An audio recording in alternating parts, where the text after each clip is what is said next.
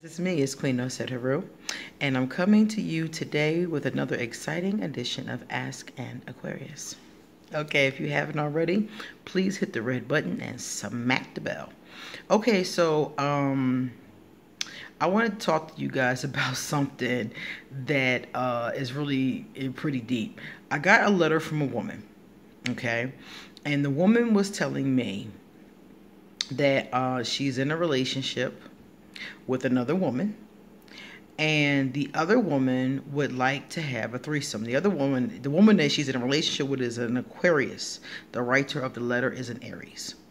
So the Aries is telling me that the Aquarius wants to have a threesome. The Aries does not want to have a threesome. The Aries has had threesomes and really wasn't impressed, which I agree. I've had threesomes and I wasn't impressed. And the Aquarius has never experienced this, so the Aquarius wants to have this experience. So she's coming to me and saying, as an Aries, should I have this experience with her? Because she feels like, to be honest, she feels like the Aquarius will cheat and go do the experience. So I said to her, is this woman a dark Aquarius, a gray Aquarius, or a light Aquarius? Meaning, is she a positive or negative person, or somewhere in the middle? And she said, well, she's genuinely pretty positive. I said, well, does she cheat on you? Have you ever accused her or felt like she was cheating? They've been together for a couple of years. And she said, no. So I'm like, if she's a positive Aquarius and she's not a cheater, the chances are low. That's the good part. Okay? So the chances are very, very low in that case. Secondly, if the Aquarius wants the threesome and the Aries does not want to do it, if it's something she's dead set against, I told her she should absolutely not do it. No. You never do anything sexually you don't want to do. This is one thing I learned very quickly.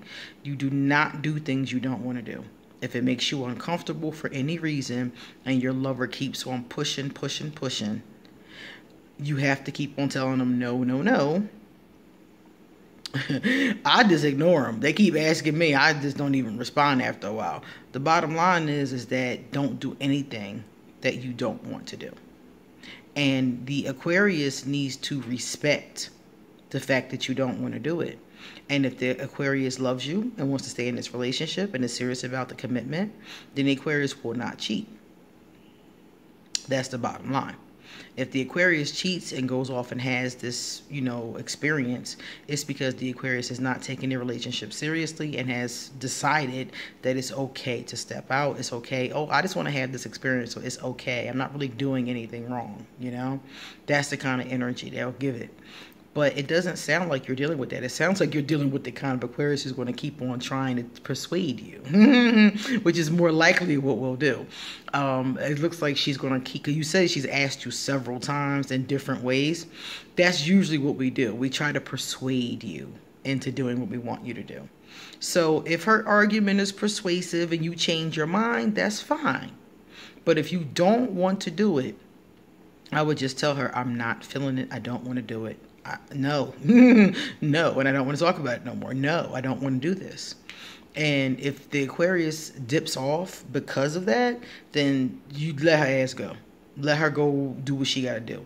Because the bottom line is that before getting into a committed relationship, those are the kind of things you should experience. Like in your case, you said that you had your experiences with this, but you were single. You weren't in a relationship trying to make your lover do something that they don't want to do. That's not cool. I don't care what your lover doesn't want to do. If they don't want to have a threesome, if they don't want to use peanut butter in bed, whatever it is, whatever they don't want to do, you should not force them to do it. You can ask them. You can try to persuade them. You can be cute about it. You can give little ideas. But the bottom line is that once they've told you no 3 times, it's time to let it go. It's time to drop it. It's obviously something they don't want to do. And if it's a deal breaker for you, then you have to decide, do you want to be in the relationship or not?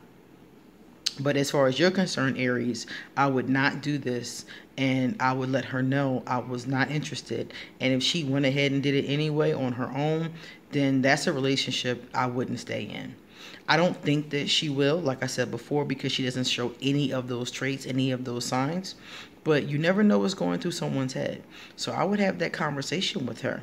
And if by any stretch of the imagination she gets caught doing it on her own, then that's a violation of the monogamous relationship you two have set up. You set up a monogamous relationship. So now she scampers off to go have an experience, then I recommend to any of you out there who are in the age where you're experimenting sexually, and I really don't recommend sexual experimentation until you're older. I really recommended it at like 18 and up, honestly. And if you're in that phase and you're experimenting, I recommend that you experiment with things that you want to do while you're single. If you want to have a threesome, if you want to use different toys, if you want to do different dominatrix things, if you want to swing from the chandelier, I suggest you try those kind of things when you're young. While you're young and you have your first boyfriend, your first girlfriend, that's the kind of time to try stuff like that before you're serious with someone, before you're in a committed relationship, talking about marriage and buying houses and mortgages and things, and then you pop up one day, well, oh, let's have a threesome. I would recommend doing those things early, because you never know what's going to happen by the time you get to that phase in your life. Like in this case, one person isn't interested, one person really wants to explore. So I would tell you to explore early. Explore up front, explore while you're single. Explore when you're with somebody who is open in those ways, somebody who's poly or something like that, explore in those cases. And also, if you have fantasies or things that you have to live out, you going to live out, you want to live out, and you haven't lived those things out, and you get into a relationship with somebody, those are the kind of things I would talk about in the beginning of the relationship. Y'all been together for a while. Now this is coming up.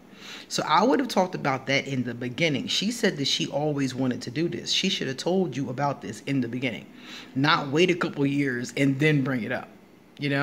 So I think that that's another thing. When you have fantasies like this, tell your partners immediately so you don't run into problems like this. Because if you had known in the first week that this is something that she eventually wanted to make happen, then you could have said, well, this is not the person for me up front. Like, this person is sexually experimenting. I'm not at that phase in my life. I'm going to let her go do her. These kind of things work so much better when they happen up front. In the first week, in the first 2 weeks, that's when I would say something like that. If I had fantasies like that, that's when I would say something like that up front. Okay? So think about those things, guys. These are just things that can help you later on down the line. You've had these experiences, you know who you are, and also it helps you to define your identity, because she could want this experience just to have an experience, or maybe she's really poly and doesn't know that. This kind of an experience can show somebody, hey, maybe I think I'm poly, And for those of you who don't know what poly is, polyamorous energy is when you have, basically it's an open relationship. A lot of these people are in committed relationships, but they're in committed relationships with more than one person. So, for example, I might have a husband, I might have a wife, and I might have a girlfriend. That's poly. But everybody knows. It's no lying. It's no sneaking around. Everybody knows everybody in most of these cases. In a lot of cases, the person is committed to everyone in the circle. So that's my husband, that's my wife, that's my girlfriend. I may live with my husband and my wife, and my girlfriend may come over every Tuesday.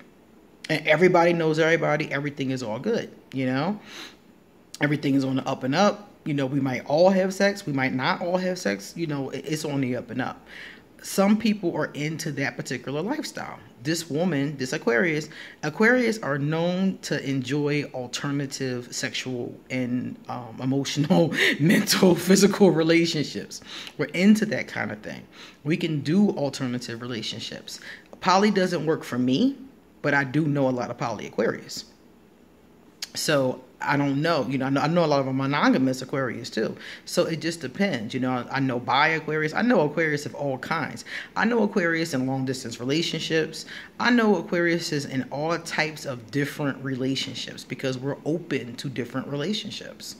So this might be an experiment for her, or it might be the beginning of something. And that's why it's best to do this when you're single and young, so you can explore that. If it's the beginning of being poly and you don't want to be poly, you, the Aries, don't want to be poly, this is not good news, you see? So this is something you want to explore with in the beginning of your life when you're not committed to anyone who you might hurt.